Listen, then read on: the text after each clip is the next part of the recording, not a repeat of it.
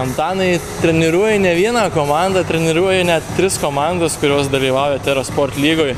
Iš tikrųjų seniai jau bekalbėjom, tai dabar vienu kartu norėčiau sužinoti trumpus komentarus, kaip tau su kiekviena komanda sekasi ir ko tu tikiesi iš jų. Tai iškart pradėsiu nuo geriausios komandos, kurie geriausiai sekasi, tai yra Tryšiam sportas.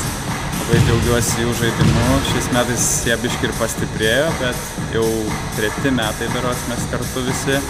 Tai komanda jau gali pretenduoti į prizinės vietas ir matosi iš jų žaidimų. Toliau yra Tinklinio akademijos komanda. Čia vaikinai, taip? Jo, vaikinų Tinklinio akademijos komanda yra jauna, bet mes jau 2 metai su kai kuriais treniruojamės. Dabar bandom šiek tiek įdomesnį tą tinklinį žaist, sudėtingesnį, gal ne tą paprastai. Tai yra šiek tiek tų problemų, dar nedrąsiai jaučiasi vaikinai, nežino kaip elgtis tam tikros situacijos. Bet čia įspręsim tikiuosi dalykus. O merginų komanda irgi galiu pasidžiaugti, jinai irgi šiais metais šiek tiek pastiprėjo.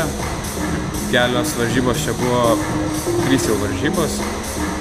Nes ne pačios įspūdingiausios, bet palyginus su startu ir kaip mes anksčiau žaisdavom draugiškose varžybose, tai kai kurios varžybos buvo labai mane nustebino ir aš džiaugiuosi jų rezultatą.